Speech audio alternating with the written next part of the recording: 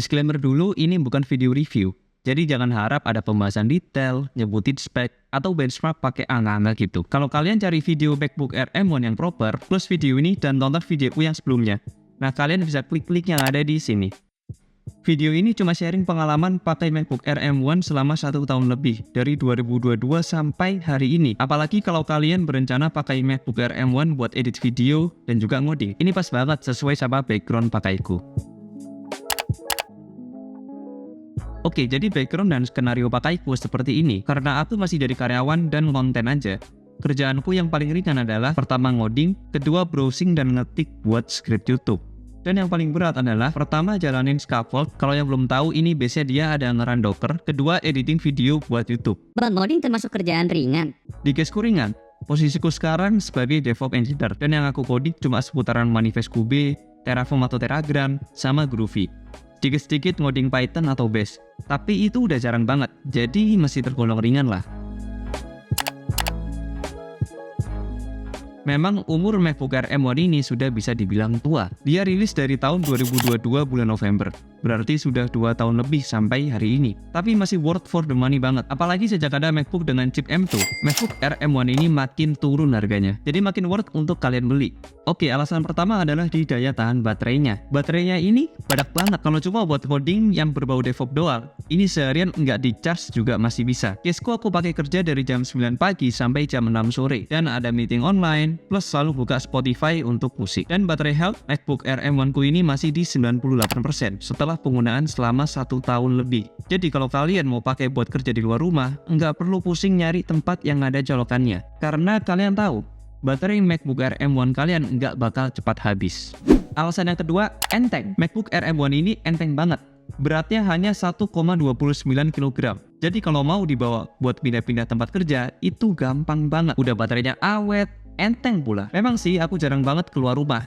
Tapi paling nggak kalau aku bosan kerja di meja kerjaku ini, aku bisa pindah-pindah tempat kerja. Misal di sofa, di meja makan, atau sambil selonjoran di kasur. By the way, jangan ditiru ya, selonjoran di kasur itu nggak baik. Dan lain sebagainya. Kalau misal pun harus keluar rumah, itu gampang banget. Karena MacBook Air M1 ini kecil dan enteng. Tinggal masuk ke tas kecil, udah beres deh. Lalu alasan ketiga adalah di performanya yang mantep banget. Performa dari MacBook Air M1 ini di atas kertas sudah cukup banget untuk kebutuhanku yang cuma ngoding, scripting, dan edit video. Real test buat scrolling timeline di Final Cut Pro, video 4K 24 fps lancar banget. Quality playbacknya pun bisa aku set di better quality. Biasanya kan kalau di MacBook Pro yang masih Intel itu harus kita set di best performance ya, biar lancar scrolling timelinenya. Untuk edit video ini sudah termasuk kerjaanku yang berat. Kalau cuma dibuat ngoding atau scripting atau hanya browsing-browsing aja, MacBook Air M1 ini sudah cukup banget. Harganya yang cuma 12-13 jutaan, aku bisa bilang value for money untuk laptop ini dapat banget. Alasan yang selanjutnya adalah kipas. Kalian bisa anggap ini jadi kekurangan atau kelebihan. Tapi ini jadi alasan kenapa aku suka MacBook Air M1 tanpa kipas. Soalnya nggak ada kipas berarti nggak berisik. Pengguna MacBook Pro Intel pasti paham banget gimana berisiknya kipas MacBook itu. Buat render satu video 4K 24 fps, MacBook ini nggak panas. Jadi technically emang nggak butuh kipas, karena chip M1 itu sudah cukup efisien. Punya laptop dan suara kipasnya nggak berisik kayak helikopter itu enak banget. Apalagi caseku, aku kalau ngoding harus fokus. Suara-suara berisik kayak kipas itu jujur menggangguku banget. Kalaupun memang MacBook Air M1 ini sampai panas, solusinya ada dua. Pertama, kalian pakai MacBook Air M1 di ruangan yang ber-AC. Cobain deh, MacBook kalian langsung auto susah panas. Atau enggak pakai MacBook dengan mode clamshell seperti ini. Rasa panas di tangan sebelah sini pasti akan langsung hilang. Alasan kelima adalah update OS. Ya, MacBook Air M1 ini nggak bisa dibilang muda juga. Udah cukup tua dia. Umurnya sudah 2 tahun lebih sejak dia rilis. Biasanya support update macOS itu 5-6 tahun atau bahkan bisa lebih. Let's say nih, kita ambil di 5 tahun. Paling nggak sampai November tahun 2027, kalian masih akan dapat update OS untuk MacBook Air M1. Itu waktu yang panjang banget. Apalagi kalau ternyata di supportnya bisa sampai lebih dari 6 tahun. User yang pakai MacBook itu biasanya sudah nyari cuan. Percaya deh sama diri sendiri. Kalian pakai MacBook Air M1 sampai tahun 2027, pasti duit yang dihasilkan dari MacBook kalian sudah banyak banget. Itu berarti kalian tinggal upgrade ke MacBook yang paling baru pada zaman itu. Problem solve.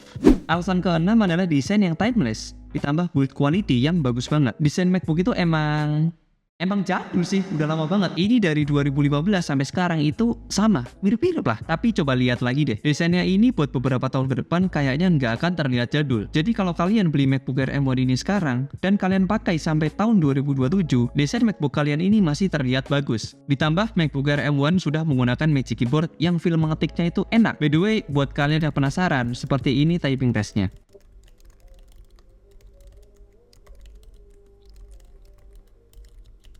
Selain keyboard, touchpad di MacBook Air M1 ini gede dan enak banget. Bukan cuma MacBook Air M1 doang sih. Semua touchpad di MacBook itu enak. Kalian mending cobain sendiri touchpad di MacBook. Karena sekalinya cobain touchpad di MacBook, sulit banget rasanya untuk balik ke touchpad yang ada di laptop Windows. Layarnya sendiri udah cakep banget. Aku nggak bisa bahas banyak tentang layar, pokoknya asli dah, Retina Liquid Display itu juara. Dan karena sekarang ini jadi lebih sering meeting online, kualitas mic, webcam, dan juga speakernya itu penting banget. Emang sih webcamnya masih di 720p, tapi udah lebih dari cukup buat meeting online. Dan silakan nilai sendiri kualitas mic-nya. Di sini jelas kelihatan MacBook Air M2 kameranya lebih unggul daripada di MacBook Air M1. Karena secara kualitas emang beda, di MacBook Air M1 masih 720p, sedangkan... Dan alasan yang terakhir adalah murah. Lu gila bang, 12-13 jutaan itu dibilang murah. Eits, jangan dijudge dulu. Kalau kita lihat price to performance, 12-13 jutaan buat MacBook Air M1 itu worth banget. Apalagi kalau kalian sudah pakai MacBook ini untuk cari cuan. Bisa lah ini diajak kerja apapun. Selama 1 tahun lebih aku pakai, kekurangannya di MacBook Air M1 ini menurutku cuma ada 2. Yang pertama port, dan yang kedua panas. Pertama kita bahas dulu dari port. MacBook Air M1 ini emang cuma ada 2 USB Type-C dan 1 jack audio. Emang ada solusinya sih, dongle live. Ini akan jadi masalah tambahan kalau misal kalian kerja di luar rumah dan lupa bawa USB dongle. Di real case-ku aku pernah mau copy footage dari SD card ke MacBook Air M1 itu nggak bisa, gara-gara aku salah bawa dongle. By the way, USB dongle yang aku pakai sampai hari ini adalah USB dongle dari PX. Ini murah cuy, cuma 300 ribuan. Pokoknya kalian beli dah, ini worth banget. Dan kekurangan yang kedua adalah panas. Kalau aku sudah jalanin scaffold yang run command Docker, fix ini MacBook Air langsung panas, dan efek dari panas ini MacBooknya langsung nge-lag parah. Mungkin kalau kalian nggak pakai Docker, nggak akan jadi masalah. Karena untuk render video 4K buat YouTube aja, MacBook Air M1 ini nggak pernah panas, adem ayem aja. Solusi buat masalah panas ini cuma 2. Menurutku yang paling efektif, pastikan kalian pakai MacBook Air M1 ini di ruangan ber-AC. Karena MacBook Air M1 nggak punya kipas, jadi mau nggak mau ya harus di ruangan yang ber-AC. Nggak di ruangan ber-AC pun juga nggak apa-apa sih. Tapi kalau kalian jalani Docker kayak aku, ya MacBooknya bisa jadi panas. Solusi kedua, coba deh mode clamshell. Ini menurutku malah bisa bikin MacBooknya nggak cepet panas. Kalau kita ngelihat harganya, MacBook Air M1 ini benar-benar laptop yang bagus. Dimending-mendingin sama laptop Windows, mendingan beli MacBook Air M1.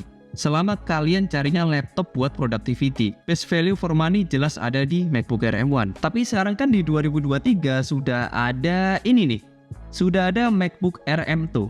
Jadi mending mana? Antara MacBook Air M1 atau MacBook Air M2?